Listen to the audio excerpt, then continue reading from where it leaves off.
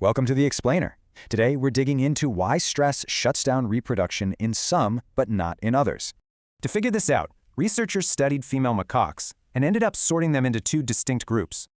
The stress-sensitive group stopped ovulating under stress.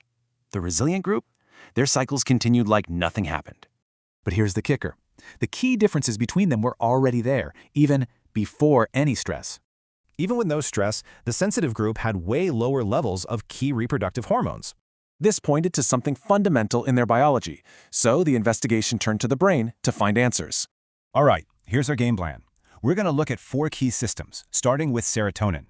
You know serotonin? It's crucial for mood and handling stress. A problem here could be a huge clue. So, they used a test called a fenfluramine challenge to see how well their serotonin systems were working. And yep, the sensitive group had a much weaker response, pointing right to a less functional serotonin system. Okay, so the system is less active. But why? Could it be something structural?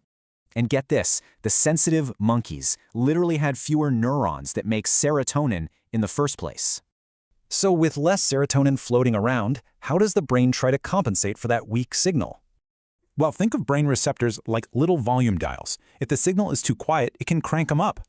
And that's exactly what the sensitive monkeys did. They ramped up their receptors to catch every last drop. This also cranked up an inhibitory system called GABA, basically slamming the brakes on their reproductive circuits. Now, what about the brain's main stress response system? Let's talk about a hormone called CRH. You guessed it, the sensitive group had way higher levels of this CRH stress hormone. So their brains weren't just reacting to stress, they were structurally primed for a massive overreaction. So you have a weak serotonin system and a hyped-up stress system. How does this mess with ovulation? The go signal for ovulation is a hormone called GnRH, and weirdly, the sensitive monkeys had more cells making it. But while the factory was making more GnRH, way less of it was getting into the delivery trucks. The hormone was being made, but it was getting stuck. It couldn't reach the pituitary to give the final command.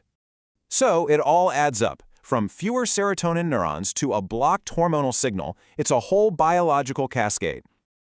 This all shows that our resilience is practically baked into our neurobiology, changing how we need to think about stress.